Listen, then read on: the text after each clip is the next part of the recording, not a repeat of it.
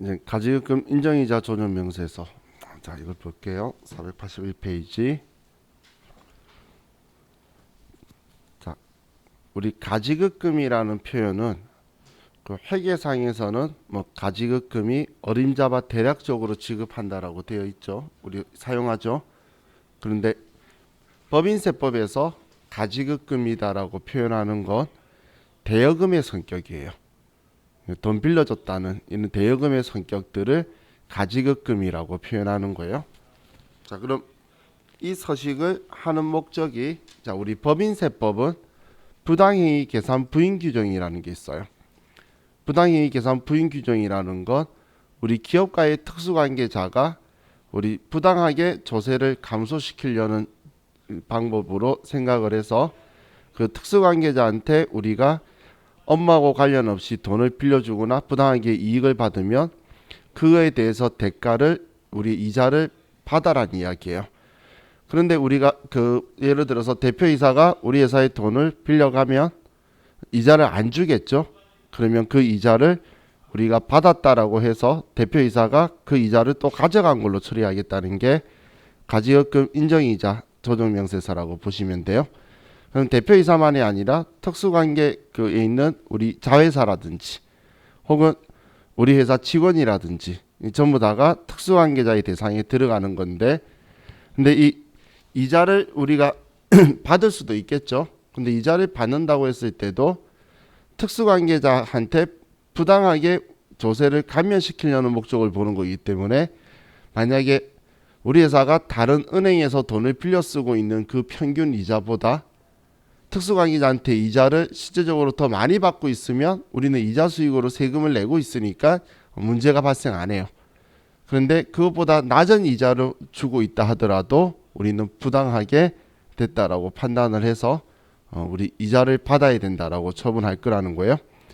그럼 우리 이 가지급금의 범위라고 적혀 있는데, 자, 이 가지급금은 일단 우리 대표이사한테 그 돈을 빌려줄 수도 있지만 빌려올 수도 있겠죠. 그렇기 때문에, 자, 동일인에 대한 가지급금과 가수금은 이를 상기한 금액으로 계산하는 거예요. 대표이사한테 우리가 돈을 빌려주거나 더 반대로 빌려오게 되면, 그럼 이렇게 한다는 이야기예요. 우리가 대표이사가 우리 회사 돈을 100만 원 가져갔는데, 그런데 우리 대표이사가 우리 회사가 힘들 때 돈을 예를 들어서 60만 원을 또 회사에 빌려준 거예요. 그러면 40만 원 가지고 우리 업무부가 가지급금 지급한 거다라고 계산할 거라는 거예요. 자, 그럼 우리 이 가지급금은 우리 교재에는 지금 이자 수령 여부와는 상관없이 계산 대상이 된다고 되어 있는데, 이 말은 이자를 받기로 약정이 되어 있어도 일단 계산하라는 거예요.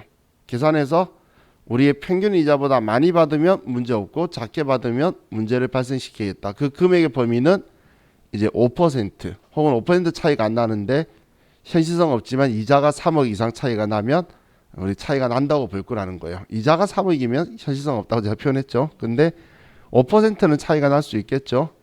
왜냐하면 우리 회사가 대표이사한테 예를 들어 이자 10% 주기로 해가지고 받기로 하고 돈 빌려줄 수가 있어요.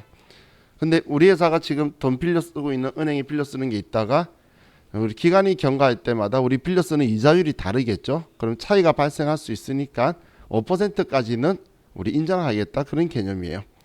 근데 우리 특수관계자들한테 돈을 빌려주는데, 자, 특수관계자한테 준다 하더라도 가지급금의 범위에서 제외하는 것들을 보면, 자, 아래에 미지급 소득에 대한 소득세 대납액이라고 적혀 있죠.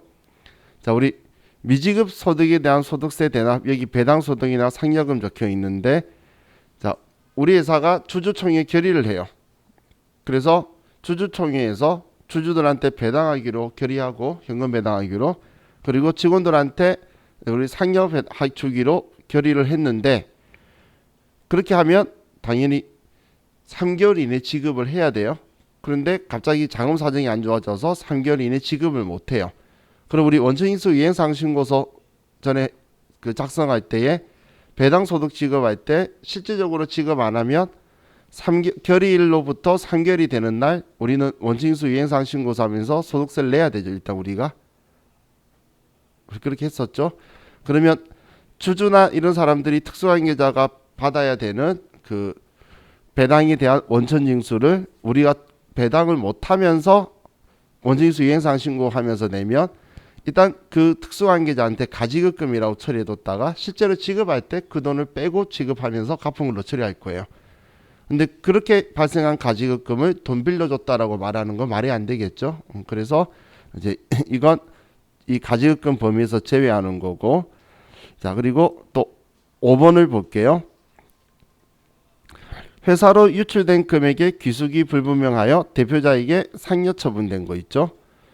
자, 제가 이 앞에 그 접대비할 때도 그렇고 이런 표현을 했었어요. 대표이사가 진짜 가져간 게 아니고 우리가 직원들이 처리를 하다가 그 처리를 적법하게 못 해가지고 대표이사가 책임지는 걸로 소득 처분을 대표자 상여로 받는 것들이 많이 있어요. 그러면 이건 실제적으로 대표자가 잘못한 게 아니죠. 지금 여러분도 실무에서 일하시는 분들이 있는데 그런 경우에 그 상여는 따로 구분해서 써둬야 돼요. 왜냐하면 그것 때문에 늘어난 소득세 구간의 소득세는 회사가 대납해 줄 거예요. 그렇기 때문에 그럼 그 부분을 대납을 해주게 되면 그것도 업무보완 가지급금으로 당연히 표현이 되긴 될 거지만 그걸 업무보완 가지급금으로 이자 받아라고까지 하질 않겠다라는 거예요. 자, 그리고 우리 6번에 사용인 직원들도 특수관계자라 그랬죠. 그럼 직원한테 가부를 해주는데 월정액 급여 안에서 가부를 해주는 걸 돈 빌려줬으니까 이자 받아라고 하는 건 좀 과하죠. 그렇기 때문에 이건 업무보완 가지급금으로 계산 안 할 거라는 거고. 또 7번에 사용인에 대한 경조사비 대여액 및 학자금 대여 그리고 사용인의 자녀까지 학자금 대여하거나 경조사비 대여해 주는 거는 이자 받아라 이런 행동을 안 하겠다는 이야기예요. 그럼 얼마만큼 이자를 받아야 된다고 생각하냐면 자, 원칙은 가중평균 차입이자율을 계산하는 거예요. 가중평균 차입이자율이라는 건 뭐냐면 우리 회사가 은행에서 돈 빌려 쓰고 있는데 그 빌려 쓰면서 이자 주고 있는 평균. 그럼 우리 회사가 돈 빌려 쓰면서 이자 주고 있는 평균만큼 우리도 이자를 받아야 된다라고 생각하는 거예요. 그러기 위해서 가중평균 차입 이자율을 계산을 하는데 그럼 우리가 빌려와서 이자를 계산하는데 근데 그 평균 이자 계산할 때 빌려온 돈이 특수관계자한테 빌려왔거나 아니면 채권자가 누군지 모르는데 돈을 빌려와서 이자를 주고 있거나 아니면 그 이자를 수령하는 사람이 누군지 모르는 이자들 있죠. 한마디로 믿을 수 없는 이자율인 이 세 개는 가중평균 차입 이자율 계산할 때에 제외하는 거예요. 이 이자는 가중평균 차입 이자율 계산할 때에 제외하는 거예요. 자, 지금 제가 체크할게요. 가지급금 계산할 때 정리할 때에 미지급소득, 대표자 종합소득세 대납해 준 거, 사용인에 대한 가불금, 그리고 사용인의 경조사비나 학자금, 사용인 자녀의 학자금. 얘네들은 실기하기 위해서 여러분들이 인지하고 있어서 얘 빼고 가지급금 써야 되고 평균이자 계산할 때도 특수관계자한테 돈 빌린 거나 채권자 불분명 사채이자나 매입자 불분명 사채이자는 제외하고 평균이자 계산하도록 우리가 써야 돼요. 이 서식에서 여러분들이 체크하셔야 되는 거예요. 그래서 인지하고 있어야 되는 거 제가 지금 체크한 거예요. 그런데 가중평균 차입이자율을 계산할 수 없는 경우에 다음 페이지에 보시면 당자대출 이자율을 사용을 할 건데 원칙은 가중평균 차입이자율을 쓰는 거예요. 그래서 시험 문제에서 당자대출 이자율이 얼마다라고 알려주는데 그렇다고 해서 그 이자율을 쓰면 안 돼요. 알려주면 알려준 걸로 끝인 거지. 당자대출 이자율을 적용하라고 말할 때만 쓸 거지. 그게 아니면 쓰면 안 돼요. 그냥 알려주는 거예요. 그 쓰라고 말 없으면 안 하는 거예요. 지금까지 세무사의 시험에서 전산세무 1급에서 당자대출 이자율 알려주면서 쓰라고 한 적은 단 2번밖에 없어요. 근데 그 외에 나머지 남았을 때 거의 다 알려줬어요. 그렇기 때문에 쓰는 거 아니에요. 그런데 만약에 사용을 한다면 당자대출을 쓰는 것은 이건 이론상으로 당자대출 이자율 선택하면 올해 3년도까지 포함해서 3년 동안은 당좌 대출 이자율을 계속 적용해야 돼요. 이거는 이론 시험 목적으로 기억을 해두세요. 자, 현실적으로는 선택할 수 있어요. 낮은 걸. 근데 그렇게 선택을 해도 한번 당좌 대출 이자율을 선택했다면 올해 포함해서 3년간 가중평균 차입 이자율로 못 돌아가는 거예요. 중소기업들은 이런 경우 있죠. 자금이 너무 힘들어가지고 우리 그 사채를 끌었을 수도 있잖아. 그러면 당연히 이자율이 엄청 높아지게 되겠죠. 그런 경우에 당좌 대출 이자율을 선택할 수 있다는 거예요. 자, 그럼 가지급금 인정이자 세무 조정이 있는데, 자, 이거는 자, 우리 이자를 받을 때에 그냥 이자 받으면 안 돼요. 어떨 때는 주고 어떨 때는 안 주고 이건 말이 안 되는 거고, 그럴 때는 이자 받았다 하더라도 신경 안 쓰는 거예요. 약정을 하고 그 약정액을 그때 받아야 되는 거예요. 약정하고 못 받았어도 안 되는 거예요.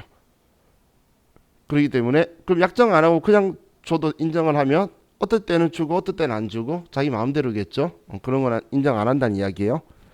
자, 근데 시험에서는 약정했다 안 했다는 표현이 안 나올 때면 안 나오는데 받았다고 하면 그때는 좀 가름하기도 하지만 원칙적으로 약정하고 그리고 그 금액을 실제로 우리가 수령을 해야지만 인정해 주는 거예요. 자, 그리고 이 차이가 무작정 차이를 가지고 조정하는 게 아니고 우리는 인정이자하고 차이가 3억 이상 차이가 나거나 혹은 5% 이상 차이가 발생할 때에 우리는 적용을 할 거라는 거예요. 자, 그럼 우리 이 서식의 내용은 이 정도 지식만 여러분들이 가지고 계시면 문제 푸는데 어려움 없어요. 자, 그럼 교재가 아니고 컴퓨터 회사 9200번으로 가셔서 가지급금 인정이자 조정명세서로 가고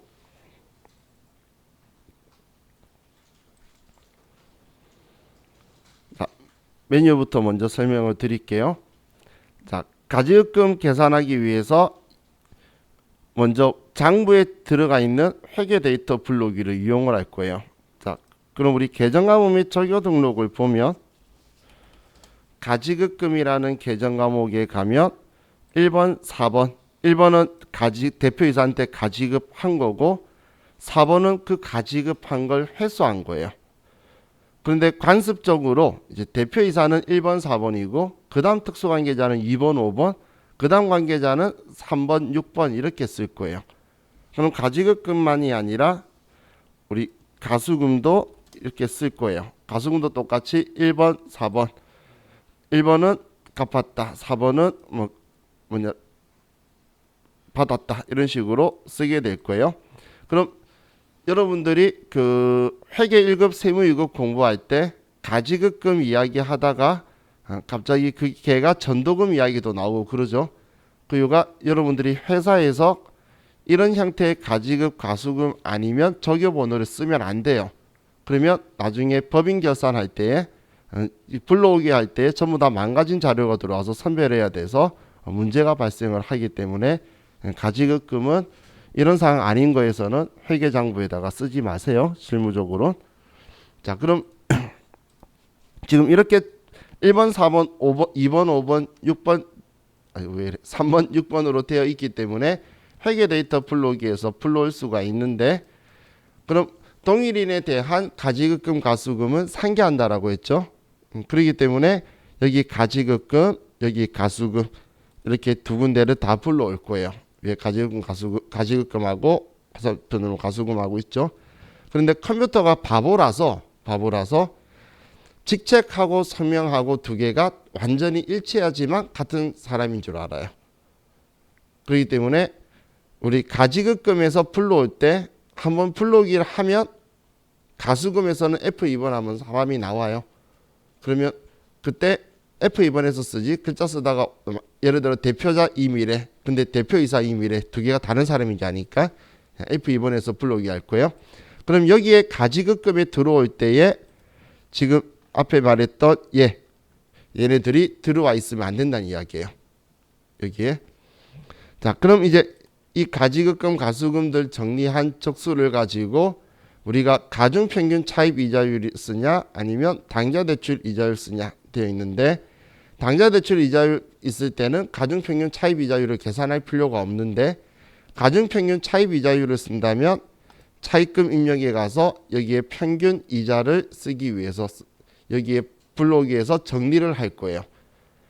그럼 우리가 돈 빌려와서 몇 퍼센트 이자율 가지고 이자 얼마 주고 있다 라는 걸 정리를 하면 컴퓨터가 가중평균 이자를 계산해 줄 건데, 여기 이자율 계산할 때에 아래 특수관계자, 채권자 불명 사채이자, 매입자 불명 채권 등 증권이자 얘네들은 제외하고 여기에 입력하는 거예요.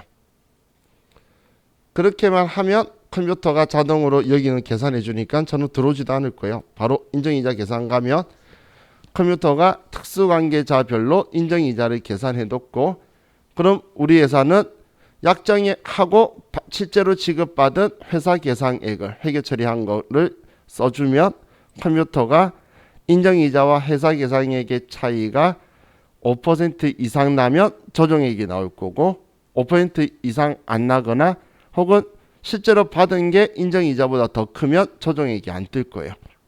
이렇게 하는 게 서식을 작성하는 방법이다라고 보시면 돼요. 자, 그럼 우리 교재부터 문제 기본 예제부터 보면, 자 483페이지에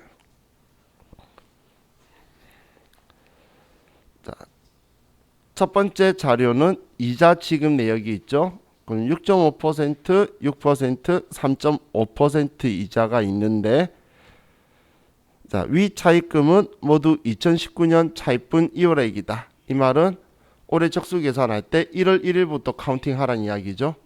1월 1일부터 빌려와 있는 상태라는 이야기를 이렇게 한 거예요.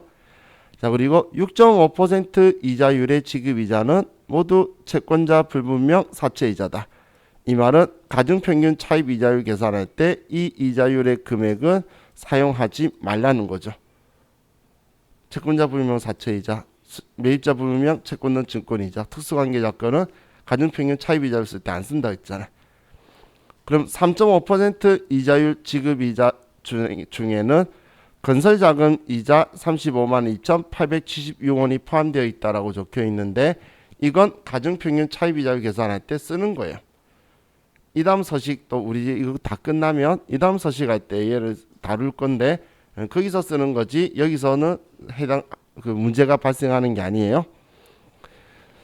자, 그럼 대표자 가지급금 및 가수금 내역에서 대표자 임일의 가지급금 내역 보면 전기월 시작된 게 기초가 2천만 원이고 갑을 일부 회수한 게 500만 원. 근데 종합소득세 대납이 있네요. 종합소득세를 대납한 거는 이거는 업무무관 가지급금으로 안 볼 거라 그랬죠. 근데 내용도 보면 전액 법인 조정 인정상의에 대한 종합소득세 대납액임.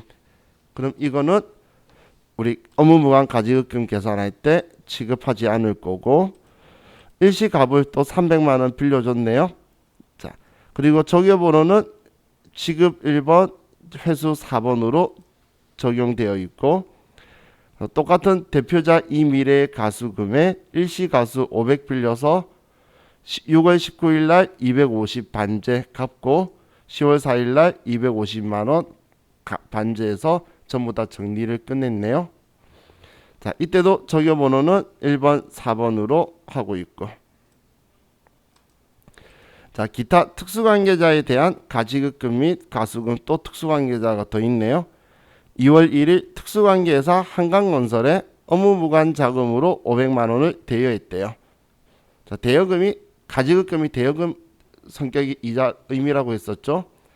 자, 그럼 대표이사 및 특수관계자에 대한 가지급금 인정이자는 가중평균 차입 이자율을 적용한다. 자, 가중평균 차입 이자율을 쓰고, 그리고 대표이사 및 특수관계 회사에 대한 가지급금에 대하여 각각 다음과 같이 이자를 회수하였으며 장부에 계상하였다.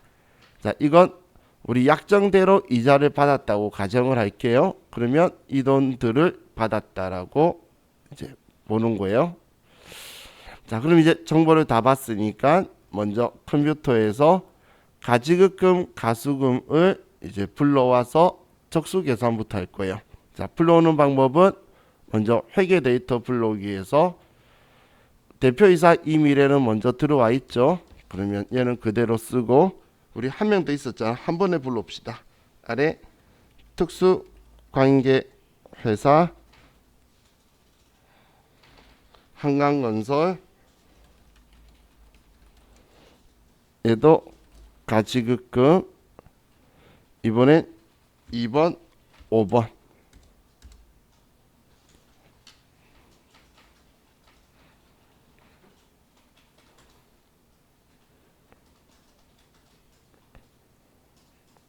하셨죠? 그리고 회계전표 불러오기.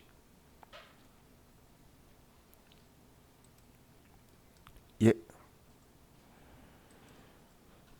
자, 그럼 대표이사 특수관계회사 정보 시험 때도 문제지하고 비교하는 거예요. 그럼 비교하면 기초 2천만 원,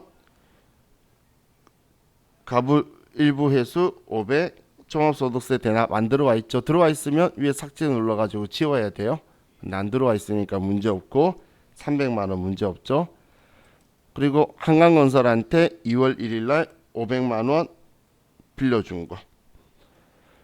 자, 그럼 이제 가수금으로 가서 이 화살표 가수금 선택해서 자, 회계 데이터 불러오기를 클릭하고 자, 이번에 똑같이 쓸 건데 자, F2번을 누르면 이제 방금 불러오기 한 사람이 있기 때문에 들어와 있어요. F2번 누르면 그럼 계정 과목은 가수금 1번, 4번 똑같이 가고 여기 불러오기가 여기 팝업 창에 적혀 있는 게 아니고 왼쪽 아래에 1번 불러옴, 2번 불러오지 않음이 적혀 있어요. 왼쪽 아래에. 그래서 1번 누르면 불러오기고 또 한강건설 가수금 2번, 5번 불러오기.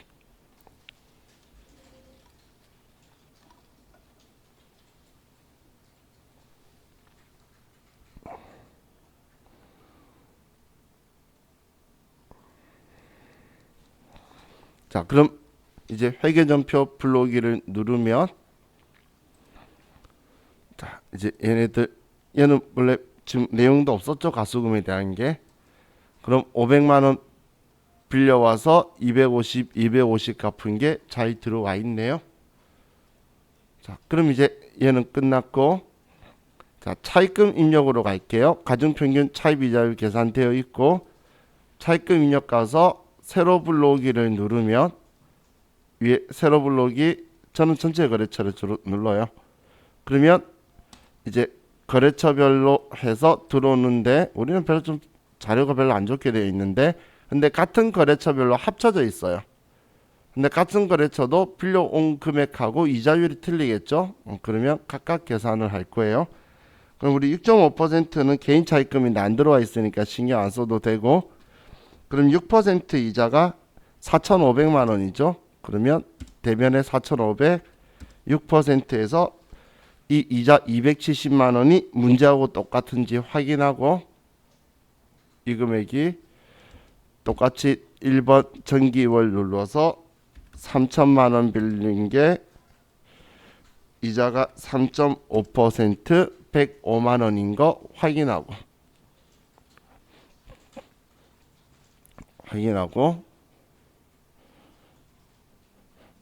그럼 지금 얘들이 평균 이자가 지금 우리가 이렇게 쓰면 컴퓨터가 평균 이자를 계산해서 왼쪽 보고 싶으면 얘가 평균 이자율이 5%다라고 지금 산출한 거예요.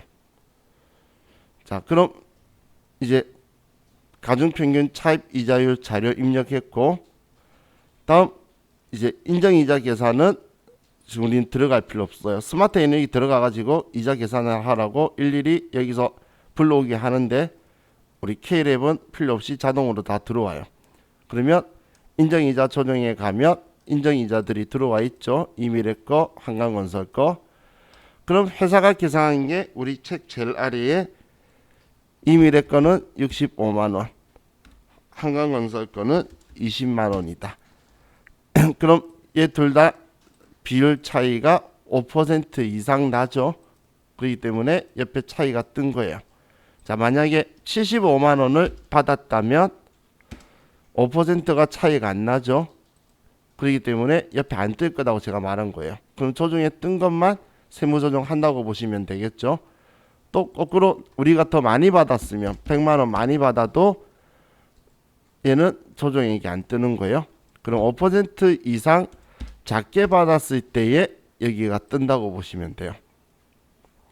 자, 그럼 이 두 개 조정할 건데, 자, F3 한번 눌러서 당연히 대표이사면 소득 처분을 상여로 할 거고, 특수관계에서 하면 기타 사회 유출로 해야 되겠죠.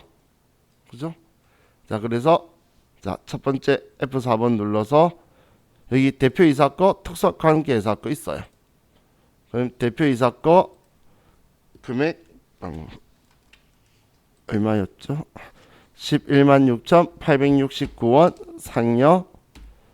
다음 관계회사 거, 특수관계회사 거 28,825원 기타 사회 유출이다. 이렇게 하면 예, 서식이 끝나는 거예요.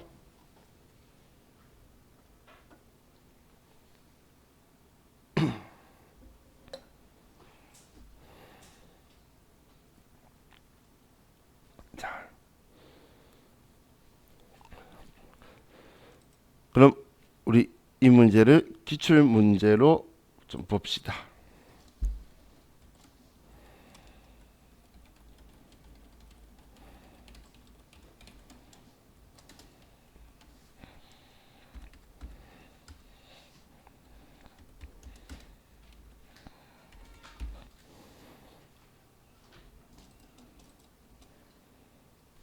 자, 581페이지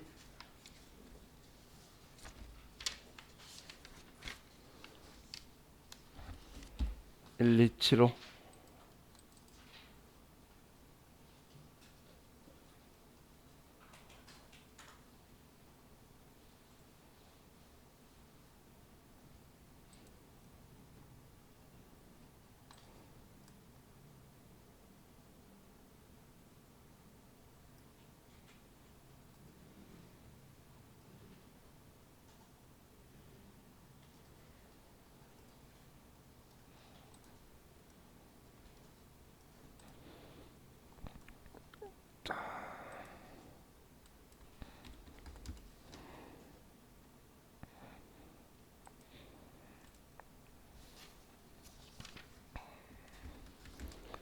자, 내용부터 먼저 볼게요. 자, 다음 관련 자료 이용하여 가지급금 등 인정이자 조정명세서 작성하고 관련된 세무조정 사항을 소득금액 조정학계표에 반영하시오. 자, 이자율 20% 농협은행에 빌렸고 16% 신한은행, 10%는 자회사인 파닉스로부터 차입금. 자회사는 특수관계사죠. 특수관계회사에 대한 차입금은 가정평균 차입이자를 계산한다면 안 쓸 거라 그랬어요. 자, 전년도에 모두 차입한 것이며 원천징수세액은 없는 것으로 가정한다. 그럼 1월 1일 정기월 1월 1일부터 가지고 있은 거고, 자, 가지급금 내역에서 대표이사 김 회장한테 빌렸고 약정이자 이 금액만큼 받았나 봐요. 등기이사한테도 이만큼 빌려줬고 이만큼 받았고, 계획재정부령으로 정하는 당좌대출 이자율은 연 4.6%이며 당이사는 금전대차 거래에 대해 시가적용 방법을 신고한 바 없다고 정한다. 자, 당좌대출 이자율 알려줬지만 써라고 적어놓은 게 아니죠. 그러면 우리는 가중평균 차입이자율 계산을 하는 거예요. 자, 그럼 먼저 가지급금 인정이자 조정명세서에 가서 먼저 가지급금만 문제 있으니까 가지급금만 불러올게요. 자, F 이번에도 얘가 안 들어와 있죠. 그럼 여기에 대표이사 김 회장 계정과목 가지급금 1번 4번, 등기이사 김이사 가지급금 2번 5번. 자, 여러분들 불러오기 하시면 회계전표 불러오기 해봐요. 그럼 들어오죠? 둘이 들어오죠? 안 들어오나요? 회계전표 불러오기 누르면 불러와지죠? 그럼 이렇게 하면 되는데 문제는 이렇게 하라고는 안 적혀 있죠? 그래서 꼭 이렇게 해야 되는 거 아니다라고 말하려고 하는 거예요. 만약에 얘 모르겠어, 생각 안 나, 그러면 그냥 대표이사 대표이사 김 회장, 그리고 이 사람 이번에 빌려준 거죠, 대여. 그리고 5월 27일 날 9,750만 원, 그리고 등기이사 김이사 대여 6월 27일 날 1,625만 원. 만약에 그게 방금 불러오는 거에 대해서 기억이 안 나면 직접 이렇게 쓰셔도 된다는 거예요. 여기에서 이렇게 불러오게 하는 거나 똑같아요, 값이. 그죠? 그래서 자, 이렇게만 들어와 있으면 되는 거예요. 자, 그럼 이제 가수금 없으니까 안 갈 거예요. 자, 차입금 입력으로 가서 자, 새로 불러오기 해서 자, 전체 새로 불러오기 하니까 파닉스, 농협은행, 신한은행. 여기에서 파닉스는 특수관계사니까 여기 계산할 때 쓰면 안 되죠. 지워버리고 삭제해서 위에 삭제 버튼 눌러서 지웠어요. 자, 그럼 농협은행은 2,500만 원 이자율이 20%. 그래서 500만 원 지급 이자하고 일치하고, 신한은행은 3,750만 원 16% 600만 원 일치하고. 그럼 이 두 개 이제 있는 거 입력 끝났죠. 자, 그럼 인정이자 조정 탭으로 가서 갑지로 가서 자, 회사 계상에게 대표이사 김 회장한테는 585만 원, 그리고 등기이사 김 이사한테 175만 원. 그럼 지금 김 이사한테는 돈을 많이 받아서 지금 조정할 게 없죠. 인정이자보다 많이 받았잖아요. 그런데 대표이사한테는 작게 받아서 이 금액만큼 조정을 해야겠네요. 자, F3 한번 조정 등록 가서 가지급금 인정이자 대표이사 상여다 이렇게 처리하면 되겠죠.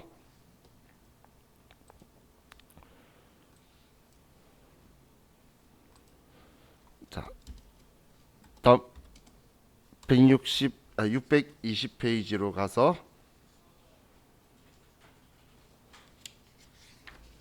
회사는 1278 620페이지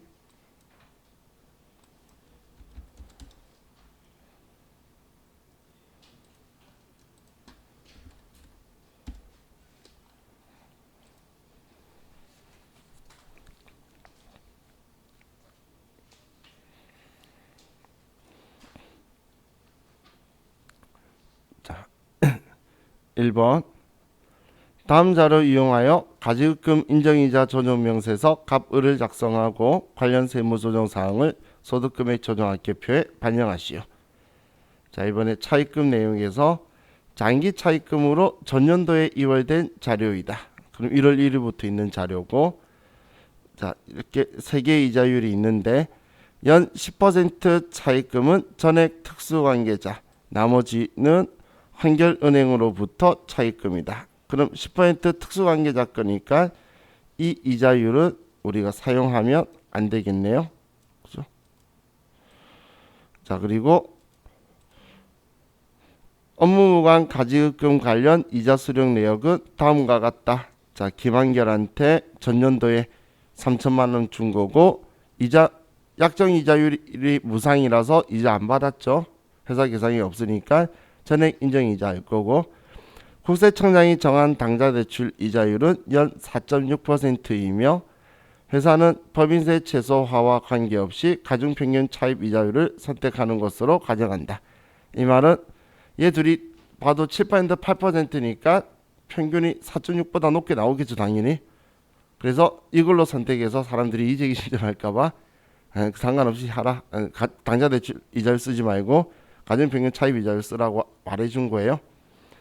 자, 그럼 가지금 인정이자 조정명세서 가서 자, 대표이사 김한결 있네요. 그러면 불러오기 하면 전년대에 넘어온 거 3천만 원 있고, 문제에서 가수금 정보 없으니까 우리는 상기하기 위해서 쓸 필요가 없죠. 그럼 차입금 입력에 가서 새로 불러오기 하면 자, 한결은행하고 박성화가 있네요. 이 박성화가 10% 이자의 주인공인가 봐. 지우고, 얘는 특수관계자고, 한결은행 건데 얘가 두 개가 3천 4천이 합쳐져 있죠. 이자율이 틀리기 때문에 자, 따로따로 3천만 원은 8%, 그래서 이자 240 일치한 거 보고, 정기 2월 4천만 원 이자율 7% 280만 원 일치한 거 확인하시고,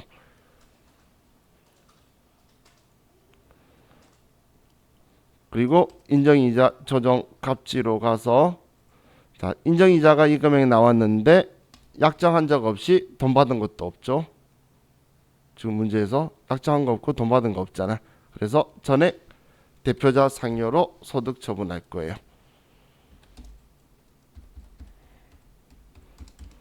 이렇게 하면 자, 얘도 끝.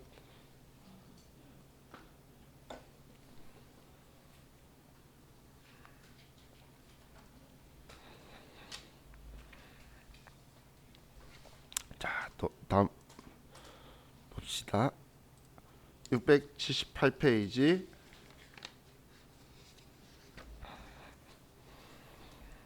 1283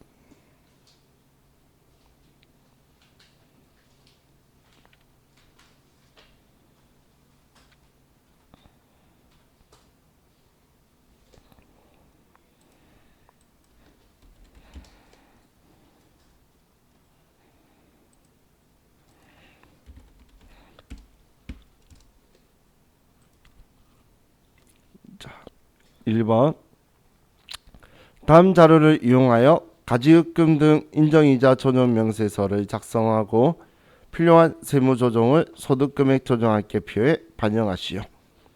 자, 손익계산서상 지급이자 내역이 있는데 목성은행, 수성은행. 목성은행은 올해 빌린 거고, 수성은행은 전년도부터 빌렸으니까 1월 1일부터 정기율되어 있는 거고,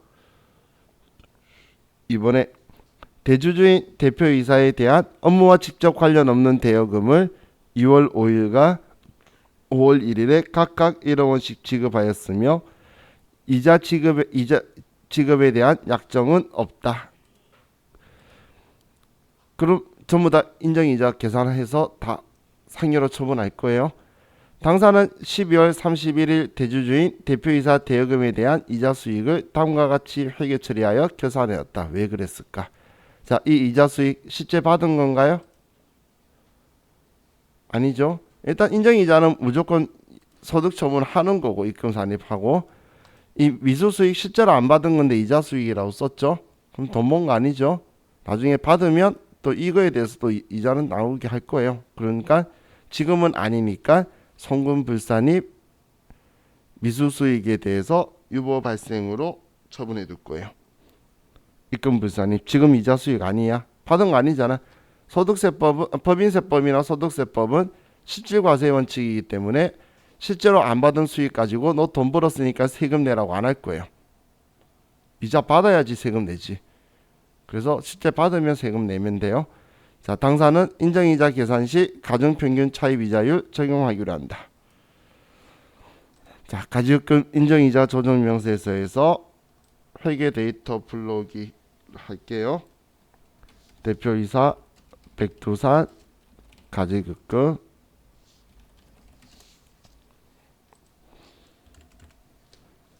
자, 그럼 불러오기 하면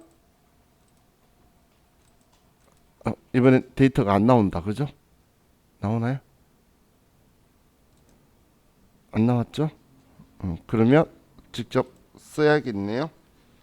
자, 얘는 올해 2번 대여 2월 5일 날 1억 원, 그리고 2번 대여 5월 1일 날 1억 원이다.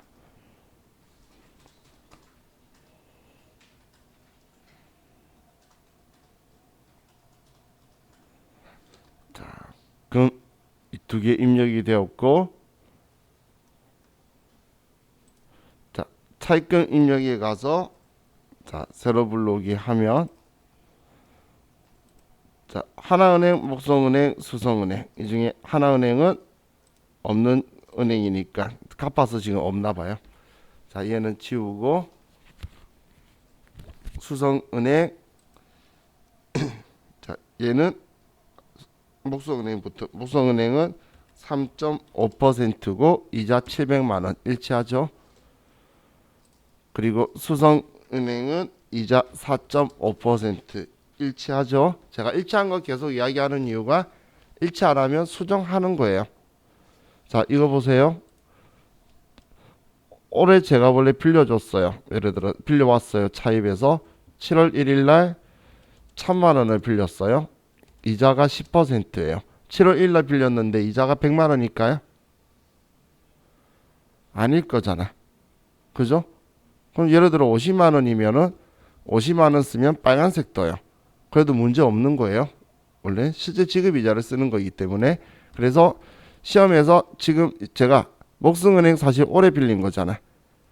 얘는 1년분 이자인데 1년분 이자가 아니고 다른 금액이 적혀 있을 수 있다는 이야기예요. 컴퓨터는 무조건 1년 이자 낼 거예요. 그럼 문제에서 이자가 틀리면 그 이자를 수정하라고 제가 확인하라고 말하는 거예요. 그럼 이때는 빨간색이 떠도 정확한 거예요. 실제 지급 이자 쓰는 거니까. 자, 그럼 이제 얘 둘이 입력이 끝났고 인정이자 조정갑지에 가서 지금 약정한 적이 없죠. 그렇기 때문에 이 금액 전액을 우리는 상여로 처분을 할 거고, 그리고 여기에 안 적혀 있네. 자, 미수 직접 입력해서 이 미수 수익에 대해서 입금 아니야 300만 원 유보 발생, 입금 불산이 미수 수익 유보다. 자, 이렇게 하면 이제 얘도 끝났고,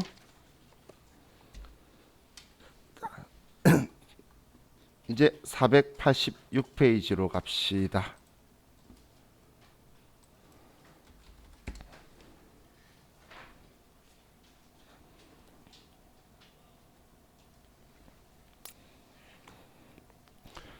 업무무관 지급이자 송금불산입.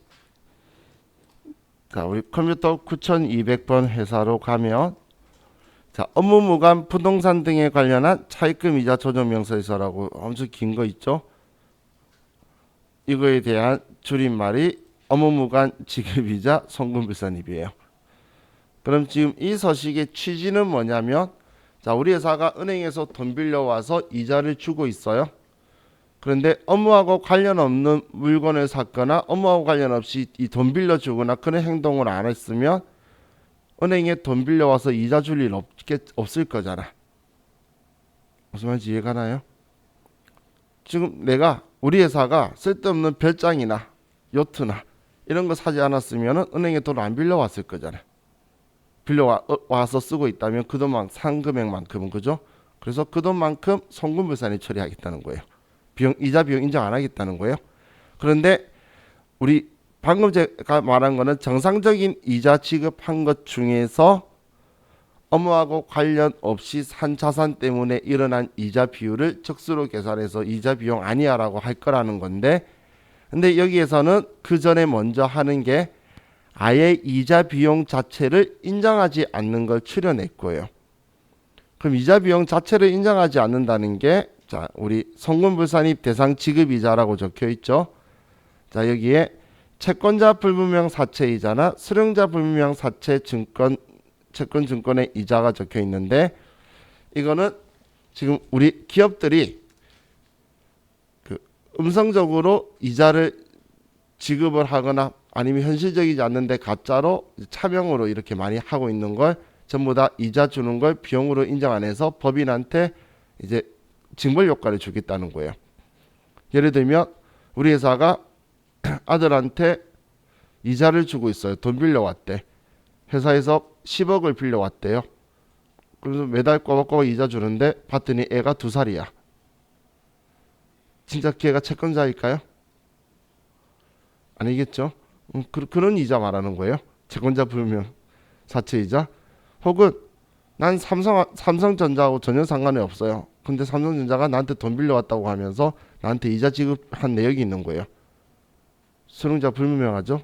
노숙자 빌려와가지고 가짜로 돈 지급하고 빼가고 이런 행동하는 거 전부 다 막기 위해서 이제 얘네들은 성금불산입을 하는데, 당연히 채권자가 누구냐, 실질적인 수령자가 누구냐, 이걸 입증하는 책임은 대표자에게 있기 때문에 이거에 대한 소득 처분은 전부 다 대표자 상여로 처분할 거예요.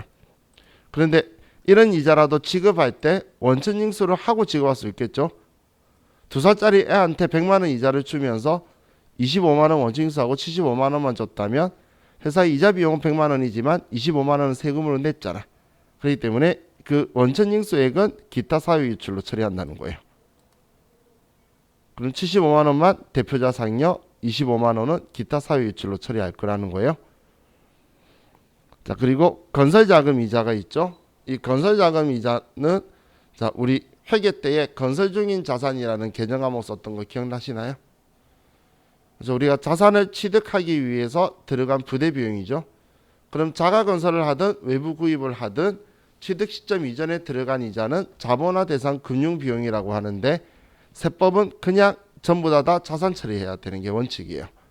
근데 이걸 이자 비용 처리했다면 그때는 성금으로 인정을 안 하겠다는 건데, 그럼 지금 얘는 올해 우리가 짓고 있는 중이라면, 미완공 건물이라면 성금불산입 유보라고 할 거고, 완공이 되면 자산은 결국은 감가상각이 되어 가겠죠. 감가상각 될 거잖아. 결국은 비용화 될 거란 이야기예요. 그럼 이자 비용 처리한 거는 감가상각한 걸로 나중에 계산해 갈 거예요. 그게 건설자금이자예요. 그럼 미완공 건물인 것만 그래서 시험에 나올 거예요. 이 소식이랑 감가상각 조정명세서랑 같이 엮기에는 적절하지가 않겠죠. 자, 그럼 그다음 이제 그럼 이 세 개의 이자를 전부 다 성금불산입 처리하고 남은 걸로 이제 업무하고 관련 없이 자산을 취득하거나 빌려주지 않았으면 돈 이자 안 나갔을 거야. 비율을 계산할 거예요. 그럼 이 업무무관 자산이라는 게, 자, 우리 부동산 동산이 있는데 이 부동산은 업무하고 관련 없는 별장이라든지 이런 것들을 이야기하는 거예요. 빚 없이 사는 건 별말 안 할 거예요. 근데 회사가 빚이 있는데 그런 걸 왜 사? 그러면 걔 안 샀으면 빚 안 냈을 거라는 거죠. 그렇기 때문에 금액을 선택할 때는 취득 원가와 시가가 있으면 이때는 취득 원가를 가지고 가는 거예요. 저거 안 샀으면 이 이자 안 냈을 거다라는 게 취지라 그랬잖아. 제 가치가 아니고. 자, 그리고 뭐 동산, 우리 요트라든지 회사 업무하고 관련 없는 스포츠카가 있다든지 이런 것들 있죠. 그런 것들을 이제 이야기하는 거고, 혹은 우리 자, 여러분들 회사에 도자기나 아니면 그 그림 있는 거 본 적 있나요? 일반적으로 회사는 가지고 있는데 직원들이 잘 안 꺼내놓죠. 근데 사장님실에 가면 있는 것들이 있어요. 근데 그 세무조사 나오면 전부 다 복도로 나와 있을 거예요. 왜냐하면 직원들한테 그 그림이나 미화나 이런 것들은 직원들 복리후생 목적으로 하면 업무하고 관련이 있는 자산으로 취급을 받아요. 그런데 대표이사실에 들어가 있으면 업무무관 동산이 돼요. 그래서 세무조사 온다는 사인이 있으면 그 미화와 도자기들이 전부 다 복도나 직원들이 있는 사무실로 쫙 옮겨가요. 그게 이제 그런 이유 때문이다라고 보시면 돼요. 자, 그럼 이제 특수관계자의 업무와 관련 없이 지급한 가지급금이 있는데, 이 가지급금은 이 바로 앞에 했던 가지급금 인정이자 조정명세에서 있죠. 거기랑 규정이 똑같아요. 그래서 동일인에 대한 가지급금 과수금은 서로 상계할 거고, 그리고 우리 뭐 미지급한 소득세 대납하거나 아니면 대표자 상여 처분받은 거 소득세 대납하거나 가불금, 월정액금연의 가불금이나 학자금 지출이 이런 것들은 여기 안 들어올 거란 이야기예요. 방금 앞에 했던 거 똑같은 규정이에요. 그래서 가지급금 인정이자 조정명세서를 작성하면 얘는 자동으로 불러와줘요. 내 불러오게 하면. 그리고 업무무관 자산 등 가액은 제가 이 앞에 말했죠. 취득가액이지 시가가 아니라고. 그죠? 그런데 부당행위 계산 부인 규정을 적용을 하면 일반적으로 우리 그 시가를 가지고 하죠. 특수관계자건은. 그런데 이건 특수관계자한테 고가로 매입을 했다면 실제로 지금 이 취지가 저거 안 샀으면 돈 안 나갈 거다. 그래서 이자 인정 안 해라는 거잖아. 그래서 그때는 그냥 시가총액이 아니고 실제 돈으로 한다. 이런 표현을 적어둔 거예요. 자, 지금 제가 이야기한 걸 다음 페이지 넘기시면 6번에 이제 지급이자 송금 불산입 규정 순서.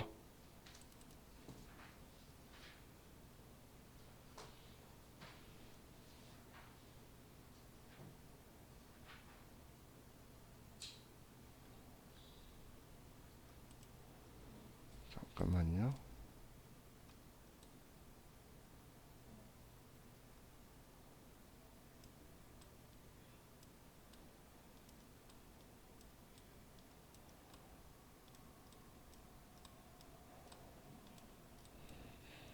자, 그럼 이제 지급이자 송금물산입 규정 적용 순서가 앞에 제가 말했던 순서다라고 보시면 돼요.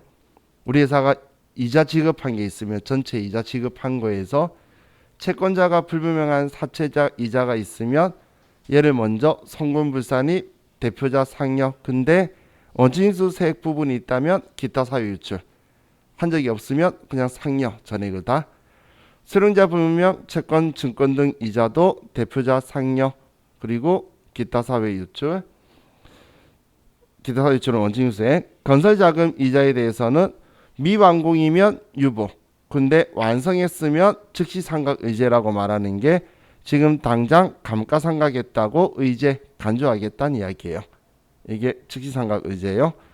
자, 그럼 이것까지 다 송금불산입을 하고 나면 이제 나머지 가지고 업무무관 자산 지급이자다라고 계산한 걸로 기타 사유출로 소득 처분하는 거예요. 이게 우리 소득 계산해가는 순서다라고 보시면 돼요. 자, 그럼 업무무관 부동산 등에 관련한 차입금 이자 조정 명세서 꺼내서 자, 업무무관 부동산, 동산, 가지급금, 가수금. 자, 이렇게 있죠. 자, 그럼 말 그대로 부동산에 대해서 우리가 언제 사왔다. 올해 이전부터면 1월 1일부터 가지고 있었다. 뭐 올해 취득했으면 취득했다. 팔았으면 매각했다. 이렇게 쓸 거예요.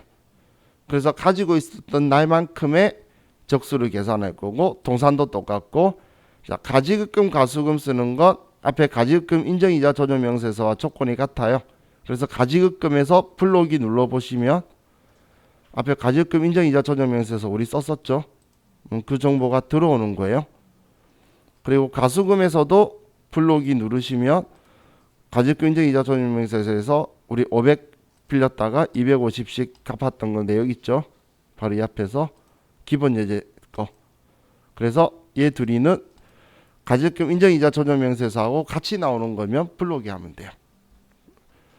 근데 같이 안 나오고 얘 작성하는 건데 가지급금이라고 말하면 다음 가지급금 인정이자 조정명세서 할 때의 지식을 기반으로 여기에 써야 되는 거예요.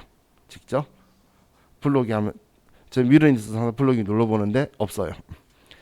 자, 그럼 이제 얘 작성이 끝나고 나면 이제 지급이자 송금불산입인데 자, 얘는 지금 네모박스 1번이 얘 전체 다 같이 한 칸이에요. 자, 그럼 이렇게가 한 칸인 건데 자, 우리가 회사에서 지급하는 모든 이자를 여기다 다 쓰는 거예요. 이자율하고 이자를. 그럼 모든 이자를 다 써서 자, 지금 이 두 칸이죠. 얘가 이렇게 보시면 돼요. 채권자 불분명 사채이자 칸이 여기. 수령자 불분명 사채권 이자 칸이 여기 아래. 여기. 그리고 건설자금 이자가 여기에 있고 자리가 여기.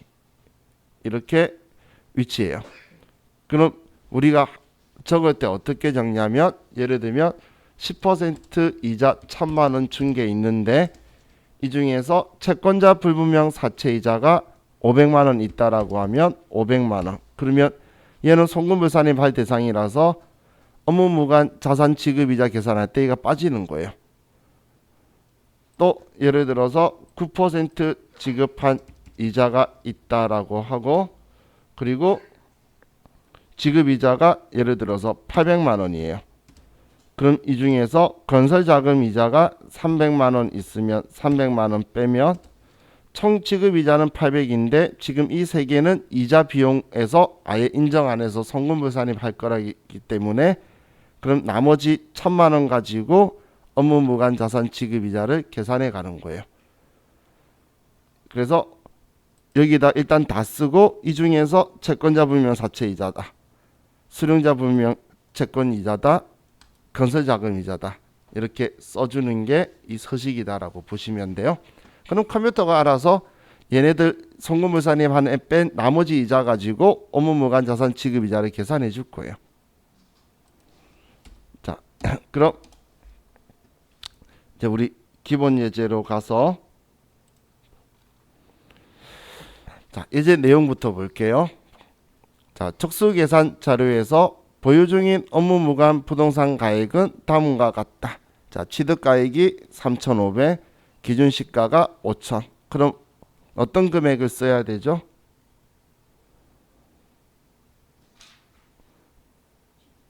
그렇죠. 우리는 이 돈이 우리가 쓴 돈이잖아. 그죠? 우리는 이거 안 샀으면 이 부동산을 안 샀으면 우리 이 돈 안 나갔을 거라는 거지. 이 돈은 지금의 가치인 거지. 내가 쓴 돈이 아니죠. 그래서 취득가액을 하는 거예요. 자, 그리고 대표이사 가지급금 가수금에 대한 거 대표이사하고 우리 특수관계사과하고 앞에 했던 거 있죠. 이렇게 내용이 똑같은 거고 다음 이자율별 지급 이자 지출 현황에서 6.5%, 6%, 3.5%인데 3.5% 이자율 지급 이자에는 기말 현재 건설 중인 빌딩 신축에 대한 건설 자금 이자 35만 2,876원이 포함되어 있다. 이제 얘가 필요한 거죠. 건설 자금 이자. 우리 앞에 문제에서 이제 안 쓰는 거라 그랬잖아요. 의미가 없고 거기에서는. 다음 6.5% 이자율의 지급 이자는 채권자 불분명 사채 이자이다. 가중평균 차입 이자율 계산할 때는 안 썼지만 여기에서는 송금불산입 처리할 거예요. 그죠? 채권자 불분명 사채 이자. 자, 그럼 이제 정보들 다 봤으니까 업무무관 부동산 정기 2월 됐으니까 1월 1일 날 1번 정기 2월 부동산에서 3,500만 원이고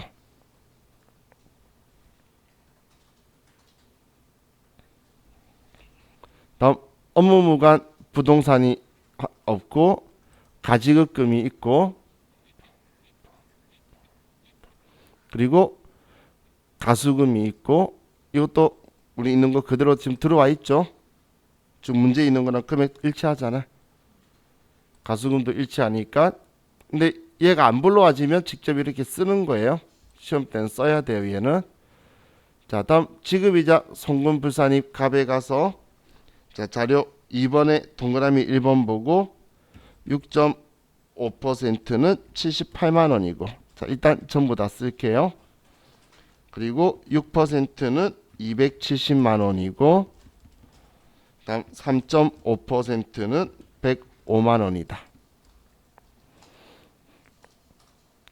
그럼 이 금액에서 6.5%는 채권자 불분명 사채이자라 그랬으니까 전액이네요. 78만 원. 그리고 3.5%는 건설 자금 이자 이 금액이다.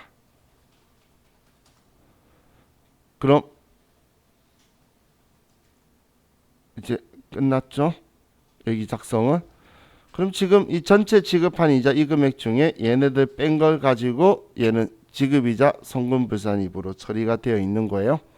근데 만약에 이자율은 365일 내라 366일 내라 돼 있으면 연일수 클릭해서 365일이다라고 하면 이자가 바뀌죠.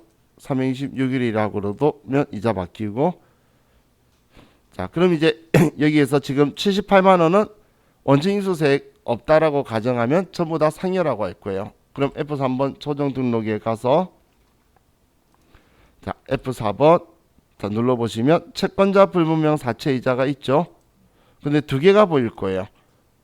그럼 조정 과목에서 조금 벌려보시면 위에 거는 원칙인수 제외된 거 대표자 상여로 처분하는 거고, 아래쪽 거는 우리는 기타 사유이출 원칙인수 한 거니까 기타 사유이출 처리할 거예요.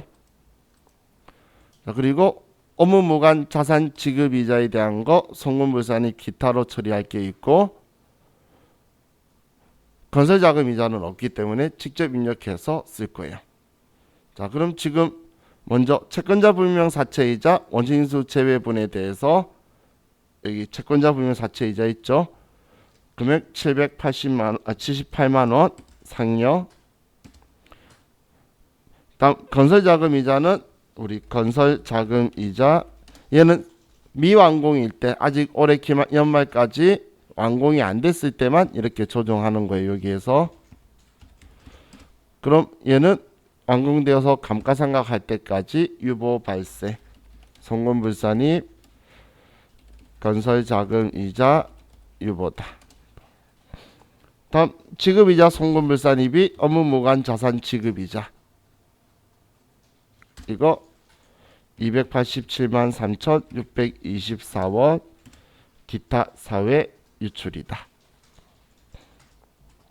이렇게 하면 얘도 끝나는 거예요. 자,